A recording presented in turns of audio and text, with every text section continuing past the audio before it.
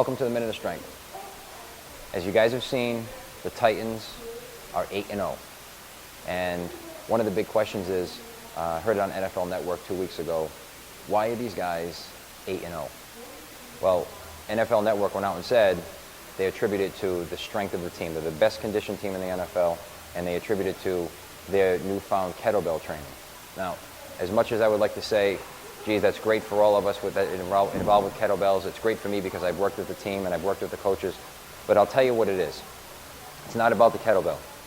It's the philosophy of using the bell. And those of you who know me have heard me say this many times. I sound like a broken record. It's not about these tools. The tools that make the process a little bit easier and a little bit more efficient. It's the way it's implemented to the team. It's the way Jason and Steve implemented this tool to the team using all the outer strength workouts and methods of training. So yes, the kettlebell is one of the tools they use. So just like they use Bandits loops, just like they use the Bulldog barbells and dumbbells. The most intriguing thing about this is the process. They adhered to this and they stuck to it and they believed in it and committed to it. However you want to look at that, that's what these guys did. They said, this is something that we can use. They got their heads around it and said, this can change the efficiency and the resilience of our team. So what does all this mean? I'll give you an example. I went down, they invited me down to Monday Night Football when they played the Colts. First time on the sidelines, by the way, just a side note. Unbelievable experience. If you ever get a chance to do this, take advantage of it. It's absolutely wonderful.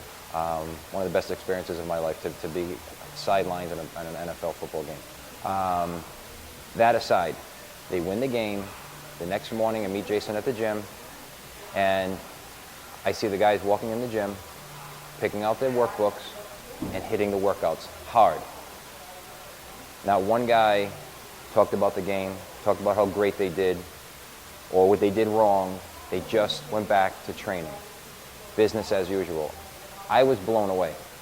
So I asked Jason Novak and Steve Waterson, I said, guys, what is this about? I said, these guys aren't excited that they won? And Jason looked at me and he said, just part of the process, man.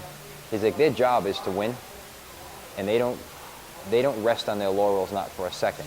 So we started to talk this way, and I was very intrigued by this. And I said, where did you get this idea from? Where did you get this philosophy from? Because it's humbling, to say the least. If you see, a team who just won one of the most exciting games in their history, not really make a big deal of it.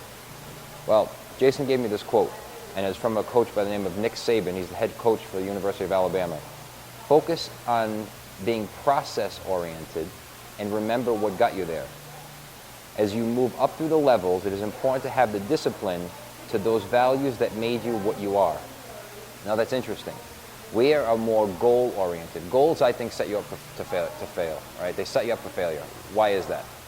You set a goal of losing 10 pounds. Let's take this back to mainstream fitness. Man or woman walks in the gym and says, listen, my goal is to lose 10 pounds. I got a big party to go to. New Year's Eve is coming up, right? The woman who wants this to fit in the little black dress. That's a goal to set you up to fail. There's no process there. It's just, I want to lose 10 pounds, and after I lose the 10 pounds, I don't really know what's going to happen after that. Well, what these guys do is they work on a process. They don't rest on their laurels, and they continue the process. For us, we would call it lifestyle. They make this part of what they do on a daily basis. If they made a mistake, they work on it. They work a little bit harder. If they've achieved something great, sure, they're rewarded for it, but they're humble about it and they continue the process. I just thought it was a fascinating philosophy. It ties in to exactly what we work with here at Outer Strength and Punch Gym, where we really get people to make this part of their lifestyle and create and continue the process.